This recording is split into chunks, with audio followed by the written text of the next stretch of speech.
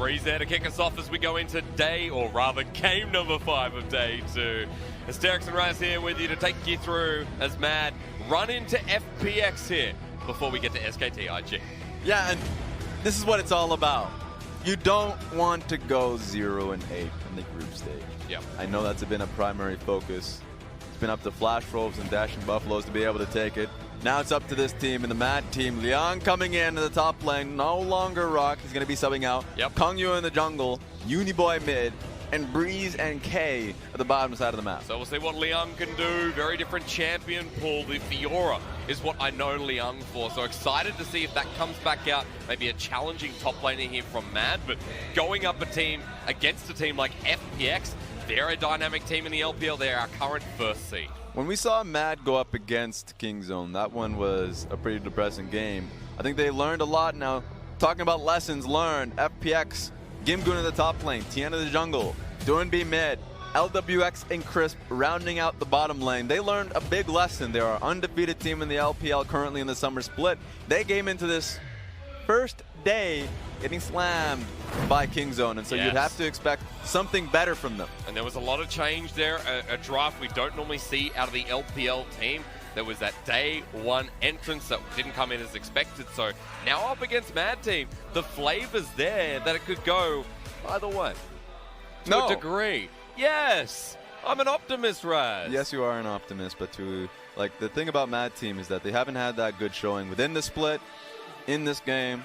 Now, good reason why the camera is on Warhorse is that he's the former Flash Wolves coach. Yep. Coming into the region of the LPL. He knows Mad Team quite well, so that's something to look forward to. You could see the team here. Pretty optimistic, as you can tell, pretty happy. Being able to reset from day 1. Yep. And now, when I'm talking about Mad Team, if we're talking about teams, or at least the players on this team are a point of focus, it's Kongyu and Uniboy. Yeah. Liang is actually a great split-pushing topside. He's a great Jace player. I hope he can get his hands on Which is why it's funny that you first mentioned Kongyu and Uniboy, Tian and Doinb. The 2v2 matchup here for FPX running into Mad Team. Breeze thought there were similar playstyles. We'll find out as we head into this game. And the LMS and BCS looking for that first win. Olaf ban immediately by FPX. Seems like they're just trying to nail down Kongyu. Sejuani, so Mad Team generally doesn't like playing up against the Sejuani. They could have first picked for that one for themselves, but remember, Aatrox has been a pick that they want to be able to go towards. Oftentimes, both Rock and Liang find themselves, an Aatrox counter like the Renekton. Yep. But might be different here. We've got the Ezreal taken away there from Breeze as well. We know he's played that a lot in the past if you've seen Mad Team. The Aatrox banned here on blue side. We're letting the karma through. Yeah, for the first time in what seems like ever. Mad should just lock it straight in. I mean, even though Uniboy is your playmaker and you'd be setting the karma and Liang and Uniboy, I mean, you can just roll straight through with it. Yeah. This is a blessing that FPX is giving this to you. This is a big flex for FPX that they've played with in the past, and giving that one away means things like the Aurelia, which still hasn't been taken. At this point, everyone is playing it in any lane possible. It is great support, mid and top laner, tri-flex. So there's a possibility where K can pick it up for himself, but yeah, you'd expect it to be in the hands of Liang. I would say Liang could pick it up, and I think it would do a great job of supporting Kongyu if he goes for an early skirmishing jungler like a Xin Zhao. Oh, just kidding. Looks nice. like, yeah, Nice Tian's going to pick it up for himself. Well, no, I wanted Mad Team to pick that up. Nice call. Yeah, okay. Okay, so now the response, because that's an early Xin Zhao on the side of FPX, and for Mad, a couple of options still available. I mentioned the Aurelia before. What else? Rek'Sai is another good one. Ooh, Yuumi as well. Remember, FPX got demolished by a Yuumi pick. Yeah. They went up against Tucson and Deft, and the bottom lane was actually just demonic to go up against. One of the greatest lessons FPX learned is when you see this lane going up against you, lock in your support early so you don't have Nautilus Lux denied from you. Priority in that bottom lane set up nicely. 8 seconds to find out if it will exactly be the illusion. Of course, there it is. This is just a much better setup from FPX's dual lane because at least they can combat the 2v2. Okay. Alistar was awful versus the Yuumi, and so this time around, at least they have the heavy skirmishing from the Lux and Caitlyn. Early bridge from the Xin Zhao, so they at least have that going for them. But Mad Team's picked up power picks.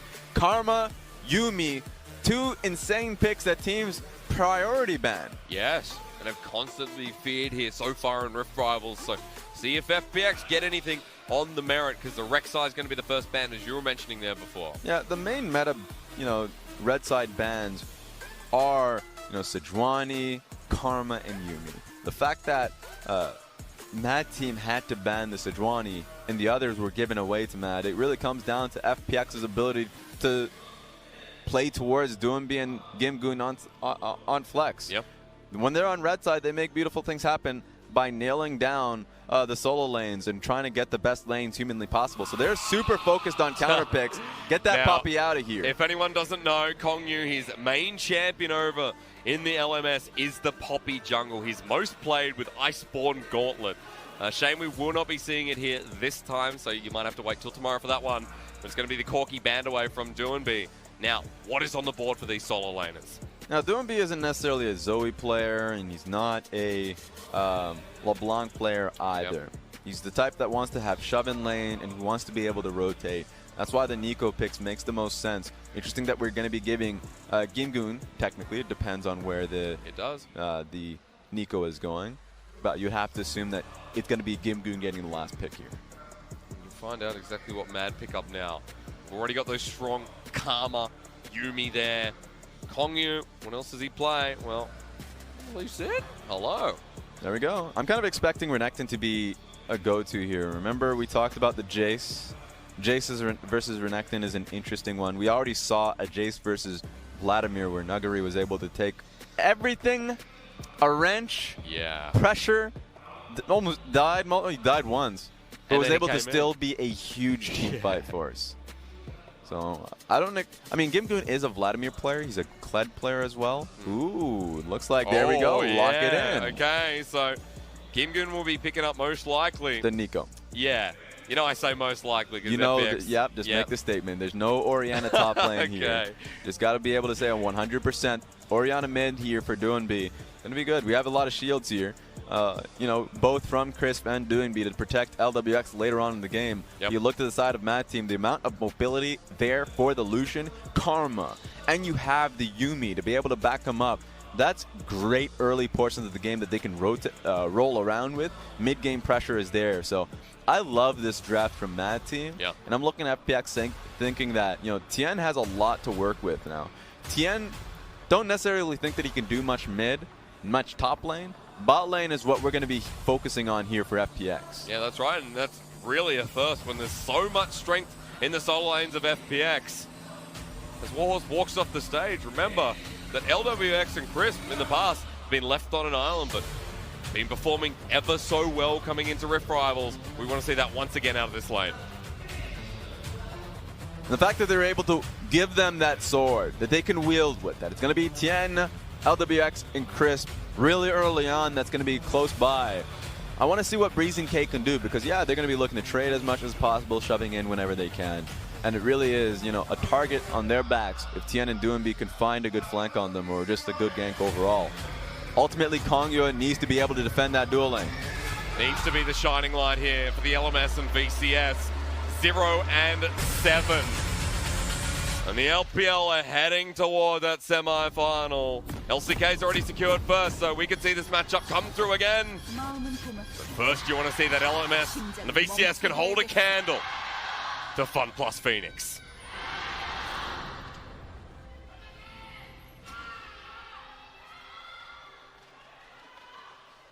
Ooh, I love myself some level 1s. Yeah, let's go.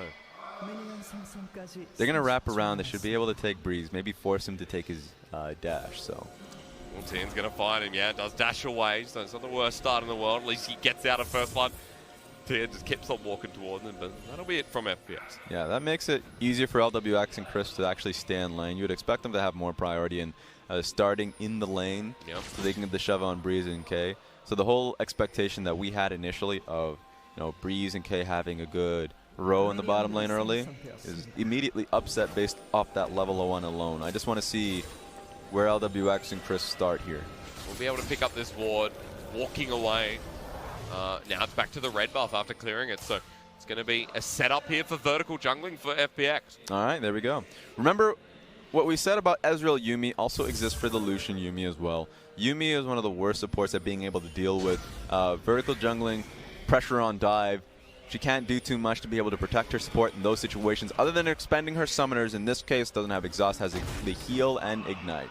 Yeah. So I want to see what Breeze and K can do under their circumstances. Great defense, too. Yeah, I love this because Kim Goon fakes as Tien. They think he's moved to the top side and will now eventually get into lane. Tien's gone unthwarted, and this is just the mind game. My God. That's just fun to see, man. Even if you believe that it really is Gimgoon, and I think that they know that Gimgoon was top lane, that you're just going to get harassed from it. You're going to take too much damage overall. That was smart to begin with, and Kongyue can't even take the red buff right from the Still get-go. level 1, onto the blue buff now, while Tien has cleared away part of the Raptors in red and is towards his own red buff now. Yeah, smart level 1 overall. LWX and Crisp take control of the bottom lane that we referenced to. Yep. You know, Tien can now go straight towards his own red buff and look for that triple buff immediately.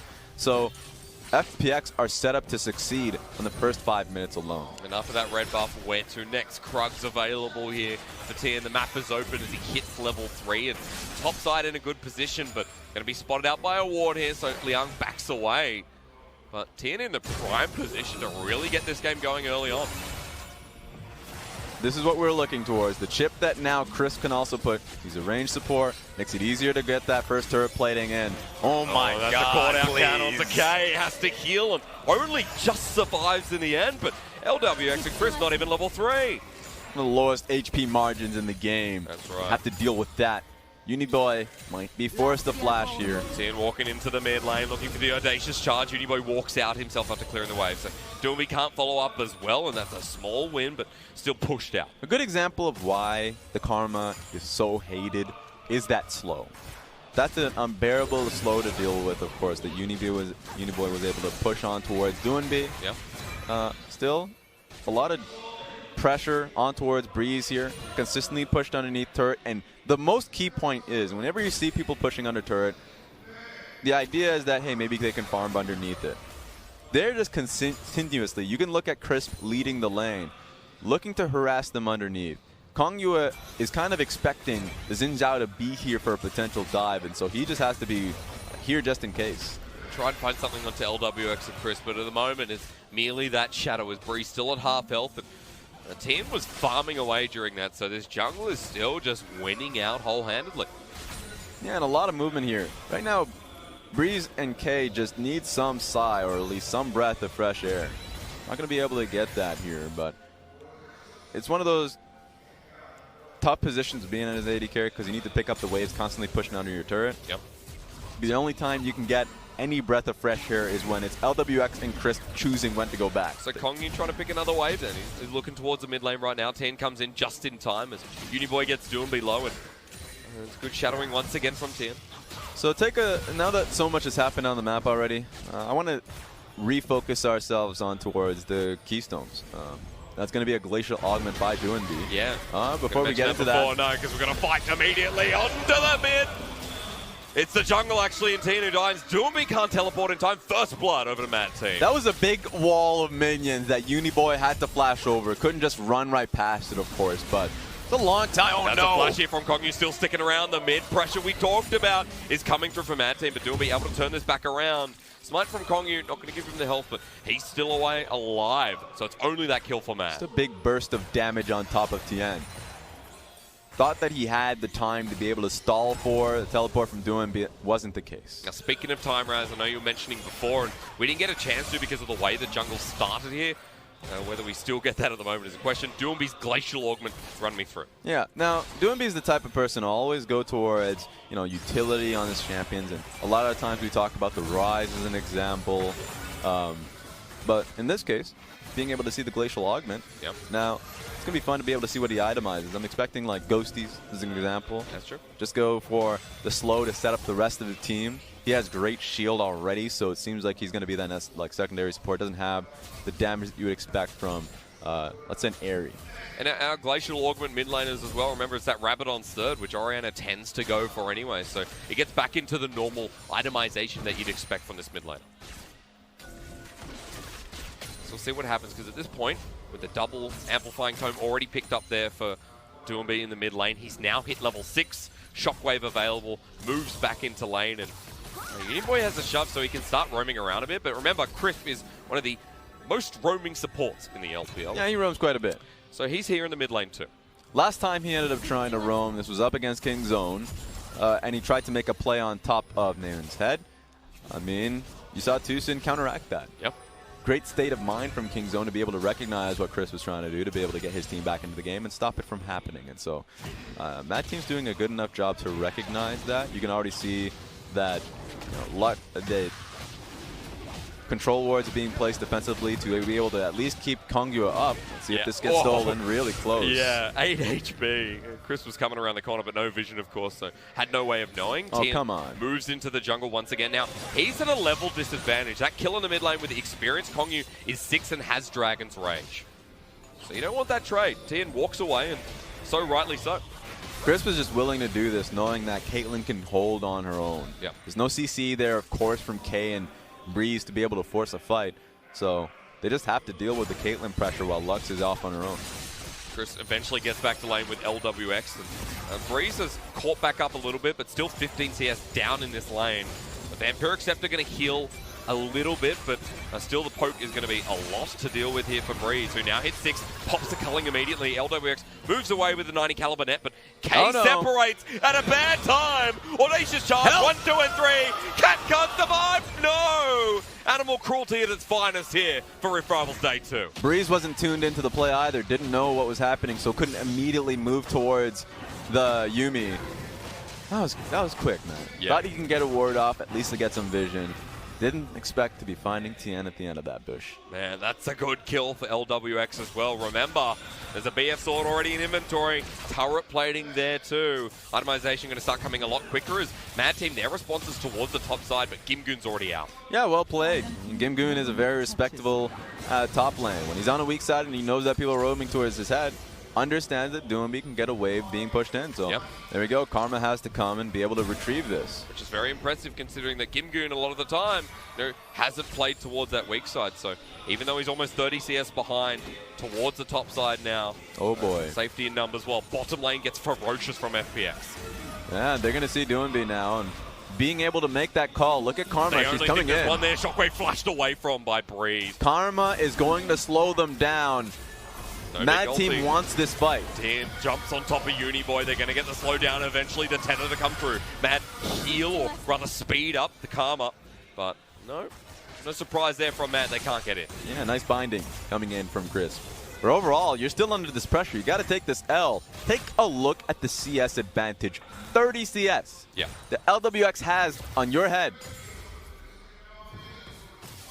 To be fair, Liang still has the same, but you're right. That's massive advantage. The biggest Caitlyn advantage we've seen so far. There's a difference between 30 and 20. That's true. Teleport going to be used here by LWX in the bottom lane. Now, Chris tagged a little bit here, but still good news bears. LWX waiting for the wave to push in ever so slightly as the ping's going down here from Mad, wondering what the heck's going on. Breeze walking away from the light binding, but only just. Getting pushed up underneath turret up here, but Liang has to back away after picking up his second bit of turret plating. Chris finally lands it. Do we get the ulti as well? Okay, it happens again. What can you say? Rough. I think he has like 7 more lives. 0 and 2 now on the support. Breeze left in his lonesome Raz without a summon of a cleanse available. You can get behind it there. He won't have to use it now, but ace in the hole onto Breeze. He gets half health.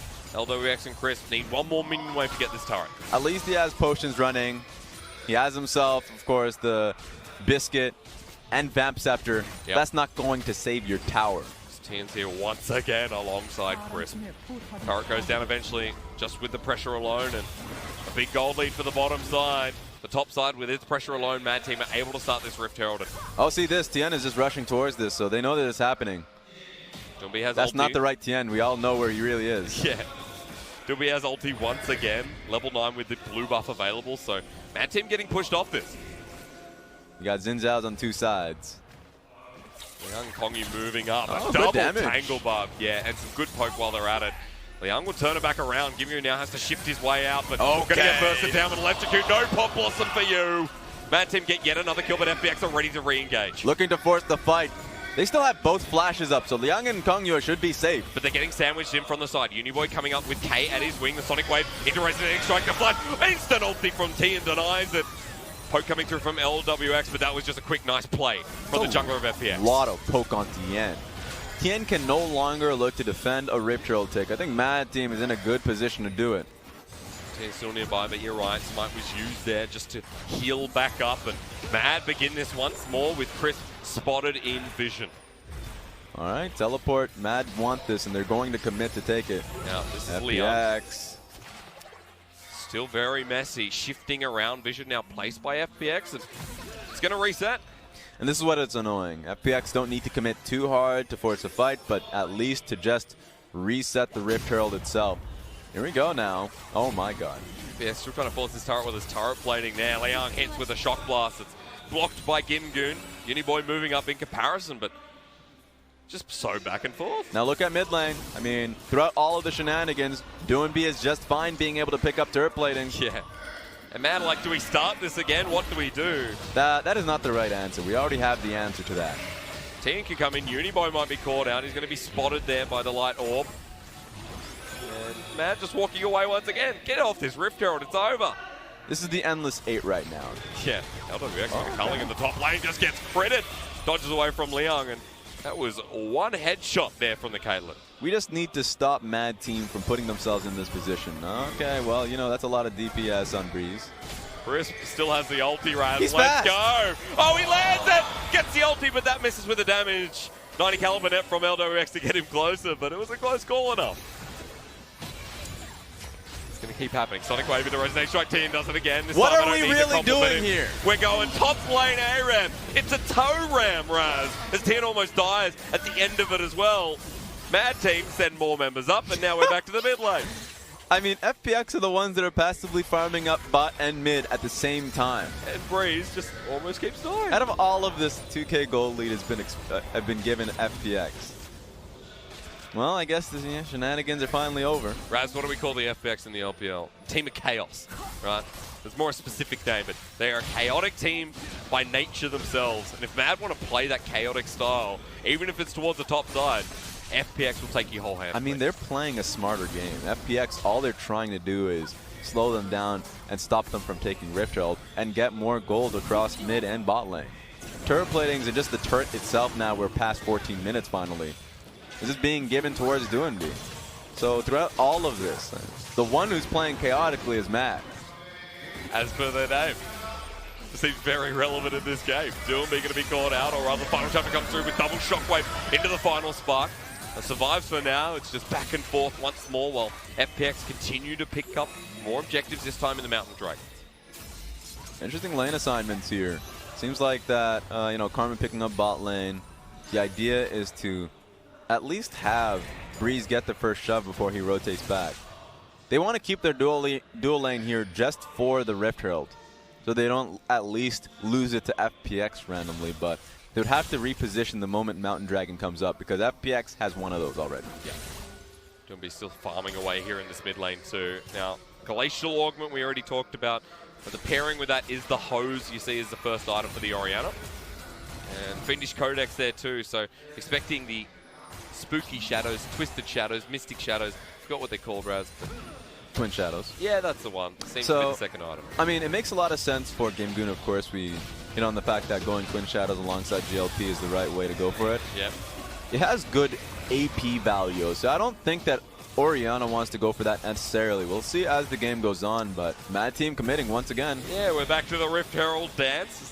The hose that time not going to hit there from Doinb. Mad might actually find to get this, but Tien just steals it away. They were waiting for him. Doinb has no shockwave, but actually just comes up now. Kongyu forces the flash with the Sonic Wave. They turn back onto Chris Liam, tries to go in as Tien, now pops the ulti eventually. The final spark was exactly that for the Jace. And FPX pick up the kill and the Rift Herald steal. Yeah, that's just disappointing. At that point, That team commit to it when they could just be focusing on the lanes, and now they're put in this position. Rift Herald's online. And this is gonna sting here. Gimgoon, final chapter, just needed one more. But it won't connect. Rift Herald hit it and hit it hard. Second turret for FPX. And now all of that finagling, anything, I don't know what you can call it, from Mad Team to be able to try and get themselves a better lane matchup for Breeze and K and to rotate for the Rift Herald. FPX end up stealing it for themselves while getting all the waves in favor of Doinby and LWX. What's the Mad Team get at the end of the day? That is nearly a 70 CS lead by LWX. Lancer, absolutely nothing. Woo! There you go.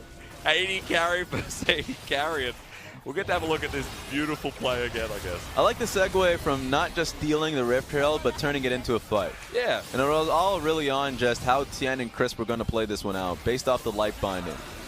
So, where does it go?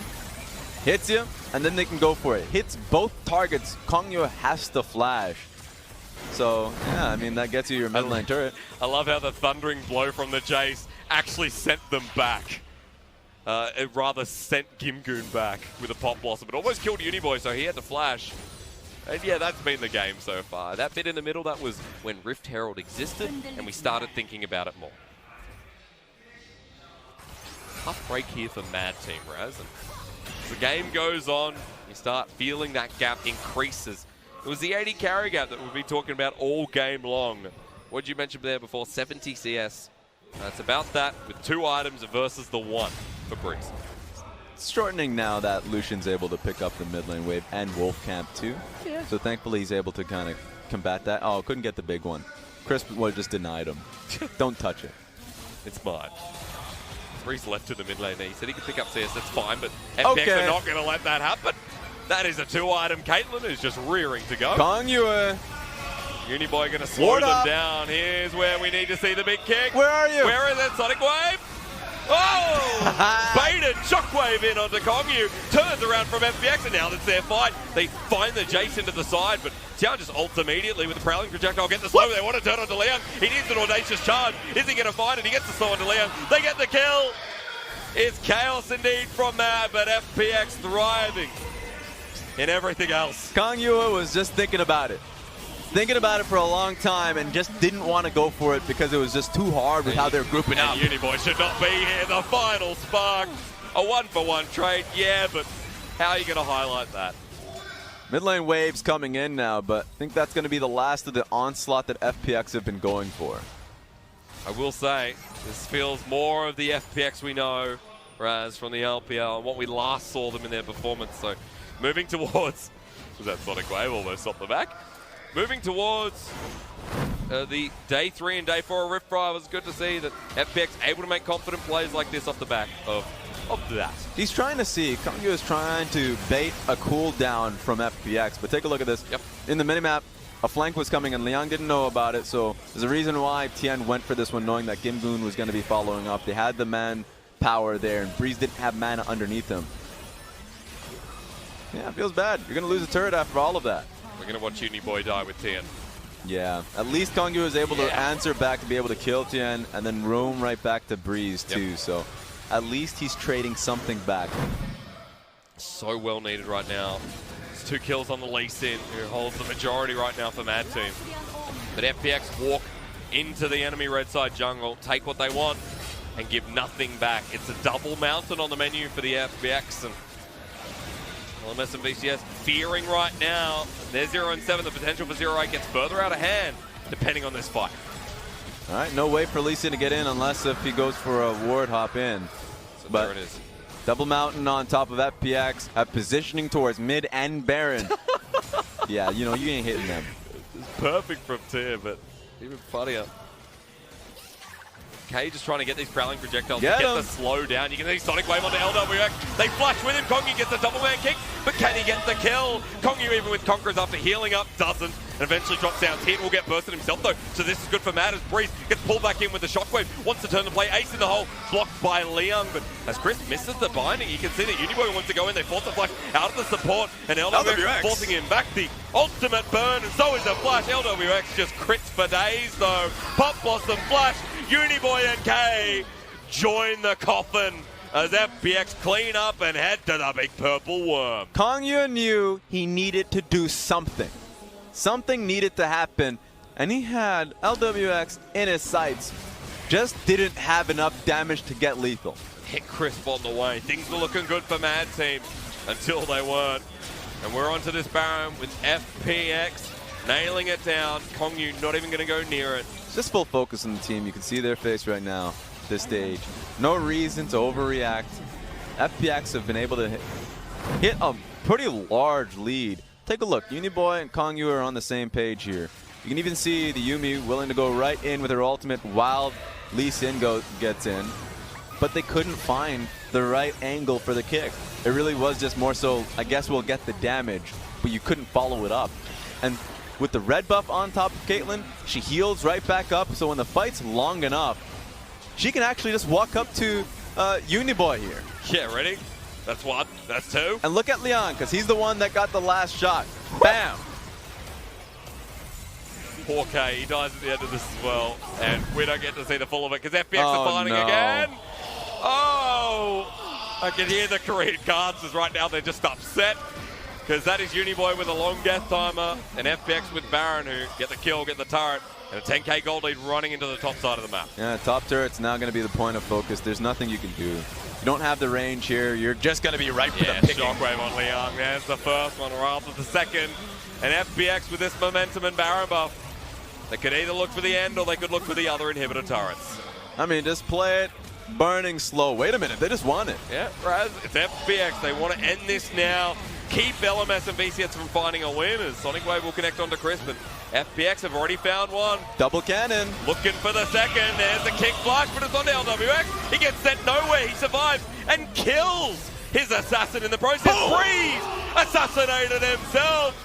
And Mad Team running for their lives. And FPX will keep LMS and the VCS combined from picking up the win in the group stage. 0-8. GG to FPX. We will still see LMS and VCS tomorrow. But, I mean, this is pretty damning. We knew that this kind of result was going to be coming up. Dashing Buffaloes, Flash Wolves, we saw them come up 2 games. Yep. They put in a lot of effort. So I would still say give a focus and get hands off to Flash Rolls and Dashing Buffaloes going into tomorrow, because an upset is still possible. I'm just talking about a game, but as it stands, FPX are back in play. And a good performance means that LPL fans out there, for what is the 3rd seed, can be happy with that. I mean, LWX and Chris, goes without saying that coming into today, there was a big focus on them, considering how they've been performing in the LPL and what we wanted to see. Yep. I'm glad that we got that out of the Caitlyn Lux lane. Yeah, they had a crisp on their shoulder. They need to come into today and really perform, and I'd say draft well. They did that. Yep. Did exactly what they wanted to here. So, as you could tell, calm, because they felt like this should have been the result yesterday as well. But Kingzone looks fabulous. Yeah. A lot of the LCK teams came to play. You know, all of the LCK teams came to play. And so they're already in the finals for that reason. It's more so this matchup that we want to see, which is the LMS and VCS going up against the LPL tomorrow. But we still have one damn good game at the end of the day. Take a look at this. This was the pick that was caught in the middle of the replay, and it was Chris who started it off. I mean, he was alone. The wave was already crashing in. There's no excuse to be in that position. It's just snowball after snowball. If you look to defend this turret as well, another spooky ghost to be able to look for the catch. Ultimate there makes it easier. We don't see any Glacial Augment Orianna, but you can start to see the synergy there as well. Especially when Kim Goon's a Glacial Augment Nico, which is really the only Nico. So good to see the double Glacial team. I'm sure they've been stacking that up in TFT and just thought, well, we'll take it onto the Rift as well. Good attempt from the Lee Sin to make another kick happen. He's been trying hard this game, and it's just been too difficult to play out. Yeah. They got all the picks, so it's not even that they had bad pick and ban. They had both Yumi, Karma, all locked down with the Lucian. You should be able to make a lot of dreams happen here, but take a look at the DPS. 14k damage, nearly 15k from LWX. Oh, yeah. How long did that game go for? 23 minutes. So Caitlyn was only going up from there as well. Yeah, Top Esports and FPX are one of our fastest teams in the LPL. Whenever they sniff blood, they just go. Yep. And so it's one of the examples of that. Mad Team didn't give themselves too much to roll with. When they come into this composition, which doesn't have many like CC pick potential other than you already saw the Lee Sin, you just fall. That's just going to be the reality. You don't have the damage to back up any ways as well. So Lucian just couldn't get the DPS down. Anytime he was anywhere near members, you're just going to die. How you doing? Welcome back. I like the continued innovation though, whether it's something as small as Doombee's Glacial Augment or Orianna. So for me, like going forward, the biggest surprise against FPX has always been surprise, right? Like the way they draft and the way they can be innovative within the league, and now on Rift Rivals. That's why I don't give too much credence to like best of ones and what it really shows, because we saw a really bad draft in day one, and it's not to say like nothing bad against Kingzone, right? But more so, it would have been a far more competitive game based off the draft. You saw a better draft here, primarily because of the bottom lane. But I think it's more so a story of just LMS and VCS's performance in the tournament. If you try and analyze it too hard, you just break your brain at that point. I think it just comes down to the fact that they're just not on the same level. We'll have to see if they can regroup, come back. Remember, we're just one day off. Yeah, that's right. So I want to be able to see what they can do when they get to it. But it does mean that we're ever so closer to going towards that SKT IG rematch that we never really got the final conclusion at MSI, Raz. I mean, it's because someone slipped and fell to the North American team and Team Liquid. Yeah. I mean, SKT, and G2, to be fair. SKT fell as well. But G2's the better team. So yeah, still, G2's the MSI champion. So. Still no excuse. We're going to throw it over to Doombe, who's standing on stage with G-Stun after that win for FPX. All right, taking down Team Med, we have FunPlus Phoenix's Doiby. Congratulations on your victory. It's your first time playing on your home soil. How do you feel about wrapping up your group stage? Not very satisfied about my performance. Although you mentioned that it wasn't an unsatisfactory performance. No, although the 1-1 score may not be too satisfying. How do you feel about your international event? I think we primarily focused on watching the other regions' plays and also learn from them.